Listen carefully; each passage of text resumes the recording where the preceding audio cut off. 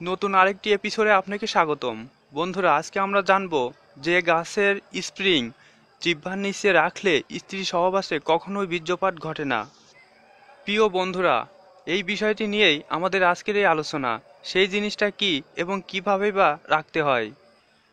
আজকের এই ভিডিওটি তাদের জন্য খুবই গুরুত্বপূর্ণ যাদের অল্পতেই বীর্যপাত ঘটে যায়। মিলনে অধিক ইচ্ছা থাকা সত্ত্বেও অল্প উত্তেজনায় বীর্যপাত ঘটে যায়। অনেক ঔষধ খেয়েছেন, বিভিন্ন ধরনের স্প্রে ব্যবহার করছেন, কিন্তু তাতেও কোনো ফল পাননি। আশা করি আজকের এই টোটকার ওসিলায় আপনার এই সমস্যার সম্পূর্ণ সমাধান পেয়ে যাবেন এবং অধিক সময় ধরে মিলন করতে সক্ষম হবেন। আর যে সমস্ত ভাইরা ভাবির কাছে একেবারে দীর্ঘদিন ধরে লজ্জায় আছেন, তারা এই লজ্জা থেকেও বাঁচতে পারবেন। বন্ধুরা, এই সমস্যার সমাধান যে গাছের মাধ্যমে করতে হবে, এতক্ষণে এই গাছটিকে হয়তো অনেকেই চিনে গেছেন। তবুও বলছি, এটি দেশি লাউ গাছ। আপনারা একটু ভালো করে খেয়াল করলে দেখতে পারবেন এই দেশি লাউ গাছে এক ধরনের স্প্রিংয়ের মতো হয়ে থাকে, যার মাধ্যমে এই লাউ গাছটি আঁকড়ে ধরে সহজেই উপরে উঠতে পারে।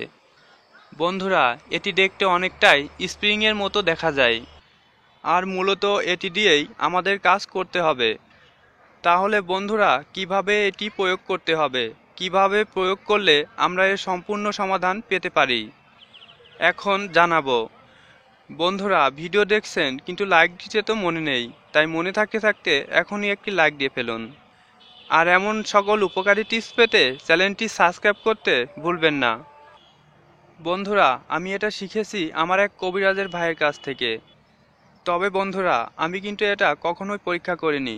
তবে যার কাছ থেকে শিখেছি সে অনেক ভালো কবিরাজ।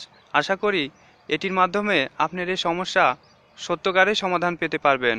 যারা দীর্ঘদিন ধরেই আমার চ্যানেলের সাথে আছেন তারা জানেন আমি একজন কবিরাজ, আর আমি রুগীদের সেবার জন্য অনেক সময় ব্যয় করে থাকি।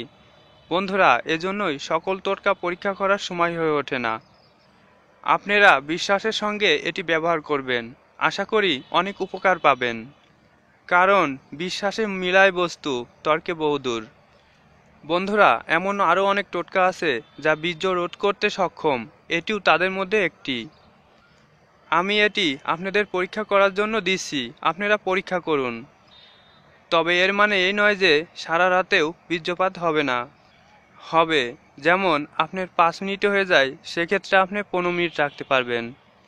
15 মিনিট পারেন সেক্ষেত্রে আপনি 25 থেকে 30 মিনিট সময় দীর্ঘ পাবেন। এর মানে ডবল সময় ধরে আপনি বীর্য আটকে রাখতে পারবেন এবং আপনার সঙ্গিনীকে আনন্দ দিতে পারবেন। এর মানে এই নয় যে একেবারে বের হবে না। যেহেতু হয় না, উস্তাদ আমার তা বলিনি।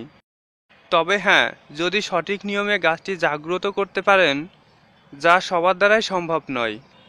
বিশেষ করে বড় বড় তান্ত্রিকরাই এই গাছকে বিভিন্ন ধরনের কাজে ব্যবহার করে থাকে, যা একজন সাধারণ মানুষের পক্ষে কখনোই সম্ভব নয়।